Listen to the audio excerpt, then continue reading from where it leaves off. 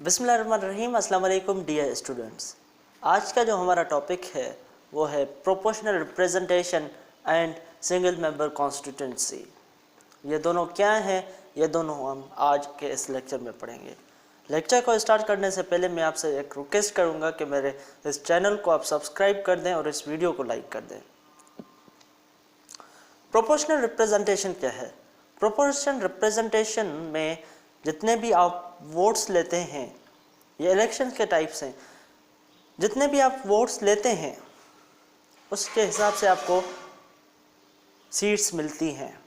Like अगर आपने पूरे पाकिस्तान से जितने परसेंट आपने वोट्स लिए हैं, नेशनल असेंबली में आपको उतने परसेंट सीट्स मिलेंगे। इसके पर निस्बत एक और सिस्टम है, सिंगल मेंबर कॉन्स्टिट्यूंसी। इसमें एक कॉन्स्टिट्यूंसी में जितने भी वोट्स, जिसने भी ज़्यादा वोट्स लिए वो जीत जाता है और दूसरे जो भी वोट्स हैं वो ज़ाया हो जाते हैं। लाइक किसी ने 20 लाख लिए और किसी ने 21 लाख लिए, तो 21 लाख वाला जो वोट जो मेंबर है वो सीट जीत जाएगा और बाकी 20 लाख जो वोट्स हैं वो ज़ाया हो जाएंगे। ठीक है, इसके हम मेरिट्स और डीमेरिट्स पढ़ेंगे। सिंगल मेंबर कॉन्स्टिट्यूंसी के जो डीमेरिट्स हैं वो ये हैं कि इसमें वेस्टेज ऑफ वोट्स ज़्यादा है। लाइक मैंने आपको एग्जांपल दी कि दो है, एक 21 लाख वाला, एक 20 लाख वाला, 21 लाख वाला। उस मेंबर में वो मेंबर जो है वो कॉन्स्टिट्यूंसी में जीत जाता है क्योंकि उसने 21 लाख वोट लिए, ज़्यादा वोट लिए। उसके बनस्बत उसी कॉन्स्टिट्यूंसी में 20 लाख वोट किसी और मेंबर ने लिए और 20 लाख वोट वो जीत ना सका और वो वोट्स जो हैं वो ज़ाया हो गए। तो 20 लाख ये वोट्स जो है लार्जर नंबर, ये हमारे पास वेस्ट हो जाता है।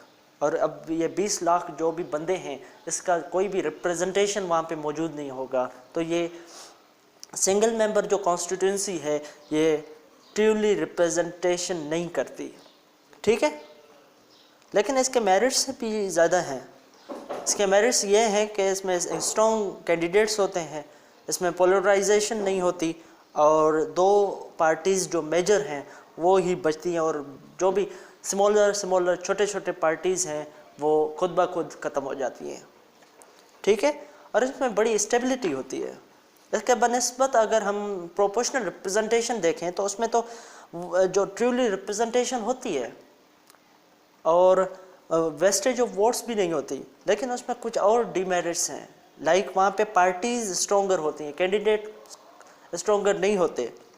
और जो भी स्मॉलर पार्टीज़ हैं, किसी ने अगर 10 वोट्स भी लिए, 10 लाख वोट लिए तो उसकी रिप्रेजेंटेशन वहाँ पे हो जाएगी। और अगर उसने ये जो भी सिस्टम है पार्टीज़ की वो वहाँ पे जाके असेंबली में सारे सिस्टम को डिस्टर्ब करती हैं, तो इसमें स्टेबिलिटी नहीं होती।